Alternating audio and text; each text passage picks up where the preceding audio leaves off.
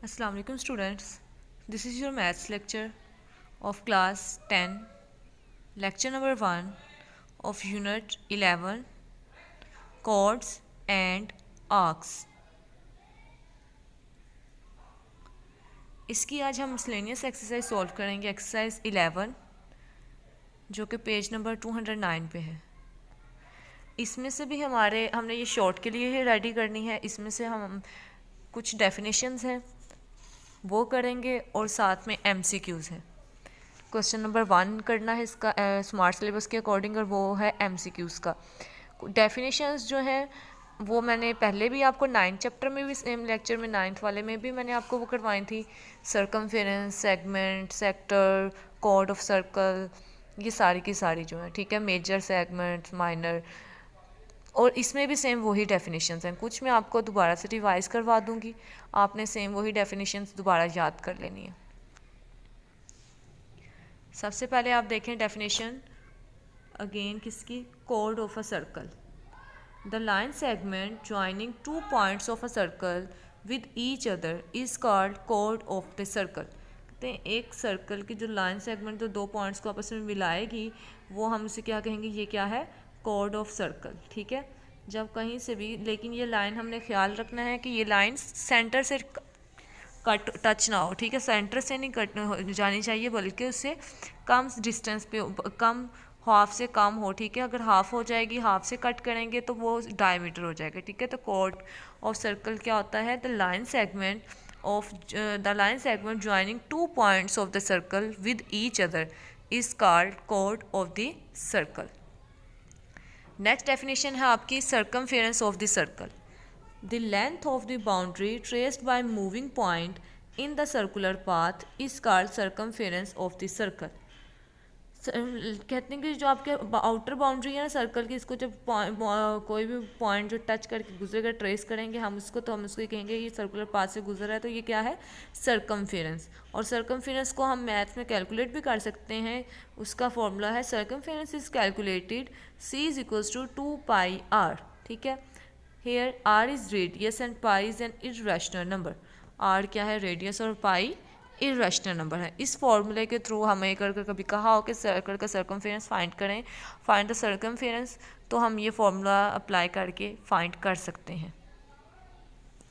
Next definition है sector of the circle. A sector of a circle is the plane figure bounded by two radius and the arc intercepted between them is called sector of the circle.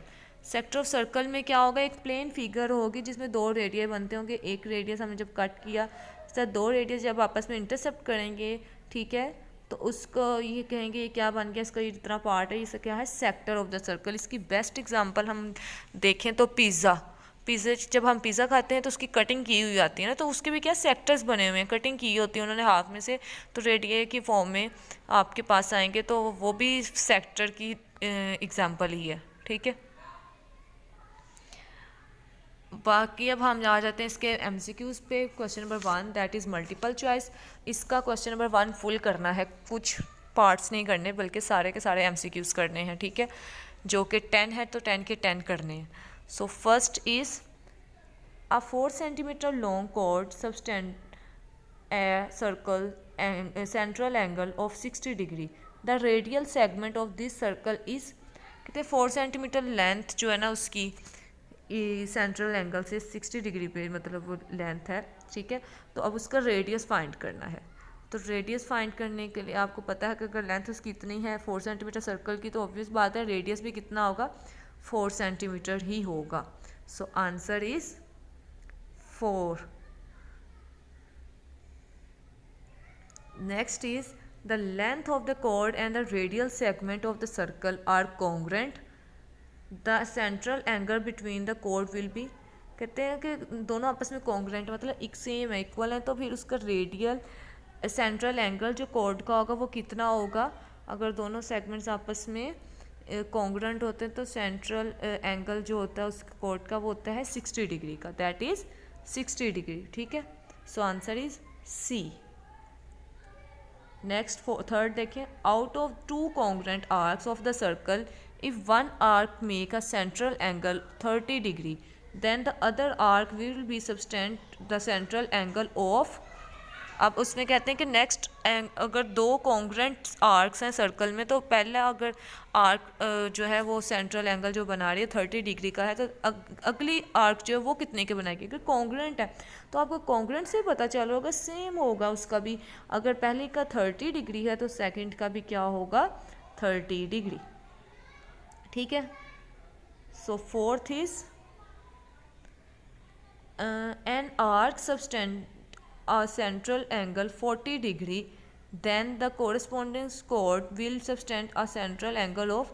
अगर उसका 40 degree बन रहा है तो corresponding जो उसी के सामने दूसरा होगा तो उसका भी कितना होगा, वो भी 40 डिग्री ही होगा। ठीक है, जैसे यहाँ 30 था तो 30 हो जाएगा, तो 40 डिग्री होगा उसका भी। So next is a pair of chord of a circle subtending two congruent central angle is। तो अगर कहते हैं pair of code of subtend करते दो कॉन्ग्रेंट सेंट्रल एंगल का होगा, तो दो कॉन्ग्रेंट सेंट्रल एंगल है तो वो क्या होंगे आपस में। अगर दोनों कॉन्ग्रेंट हैं तो वो आपस में भी क्या हो जाएंगी, congruent. So answer is A, that are congruent.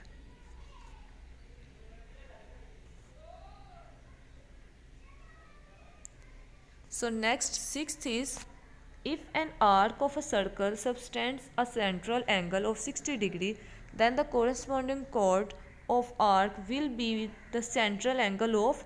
अब देखिए उसमें भी कहा है कि उसने क्या है कि दो अगर हमने एक सर्कल ले उसमें सेंट्रल एंगल उसका आर्क लगाइए तो वो 60 डिग्री है, तो दूसरे कोरस्पॉन्डिंग उसके सामने वाला भी जो होगा वो भी क्या कोरस्पॉन्ड उसके कितना होगा, वो भी कितना होगा, अभी बताया था मैंने 60 डिग्री ही। ठीक है, सेम वही 60 डिग्री ही होगा। So next is the semi circumference and the diameter of the circle both subtend a central angle of। अगर सेमी सर्कल डायमीटर का ले लें, अगर दोनों को बढ़ाएं तो वो कितना होगा डायमीटर का। देखिए अगर मैं सर्कल लेती हूँ और उसका डायमीटर ये, ठीक है, तो ये स्ट्रेट लाइन है, तो स्ट्रेट लाइन पे कितने डिग्री का एंगल होता है, दैट इज़ 180 डिग्री। क्या होगा 180 डिग्री। और सेमी सर्कल मतलब हाफ पार्ट ऑफ सर्कल, तो इतना पार्ट भी अगर लेते हैं तो ये हो जाएगा सेमी सर्कल। ठीक है, तो इसका भी क्या होगा diameter sorry angle 180 degree. So answer is B, that is 180 degree.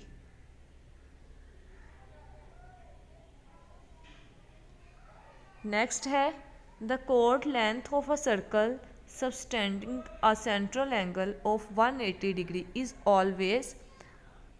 अगर code length of circle subtending है सेंट्रल एंगल, अब सेंट्रल एंगल में उसने कहा अगर हम उसको बेस 180 करें तो उसका डबल करेंगे तो वो ऑलवेज उस क्या होगा, कोड किसका होगा लेस देन रेडियल। क्या वो 180 जो है वो लेस देन रेडियल होगा, रेडियल से लेस मतलब रेडियस का भी हाफ, तो ऐसा तो नहीं है ना।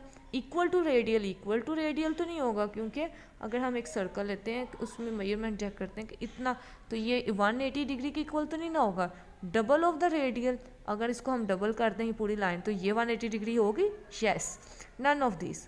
तो हमारा आंसर सी होगा, that is double of the radial segment. दोबारा देखें, the code length of a circle subtending a central angle of 180 degree, तो 180 डिग्री सेंट्रल एंगल लेंगे तो वो कितना हो जाएगा, डबल होगा रेडियल के। ठीक है, क्योंकि अगर रेडियल को हम हाफ करते हैं तब भी नहीं होगा वो। ठीक है, और अगर हम उसको आंसर इज सी, इक्वल भी नहीं होगा रेडियल के। ठीक है, वो तो इक्वल तो नहीं होगा, क्योंकि इक्वल करेंगे तो वो वहाँ पे तो हाफ हो जाएगा 180 का। So answer is double of the radial. Next ninth देखें, इफ़ अ कोड of a circle subtends a central angle of 60 degree, then the length of chord and radial segment are। length of if a chord of a central circle subtends a central angle 60 degree, अगर 60 degree उसका central angle है, then the length of chord of a radial segment are, तो दोनों के आपस में क्या हो जाएंगे, कॉन्ग्रेंट होंगे, इनकॉन्ग्रेंट होंगे, पैरेलल होंगे या परपेंडिकुलर। तो जब उस पर सेम बन रहा है तो वो क्या होगा, कॉन्ग्रेंट। आपस में क्या होंगे, रेडियल सेगमेंट्स कॉन्ग्रेंट होंगे। So 10th is the arc opposite to incongruent central angle of circle arc always जो कि कॉन्ग्रेंट होंगे तो वो तो आपस में भी कॉन्ग्रेंट है, तो जो अगर इनकॉन्ग्रेंट सेंट्रल एंगल आ गए हैं तो वो हमेशा आपस में क्या होंगी, इनकॉन्ग्रेंट। ठीक है, अब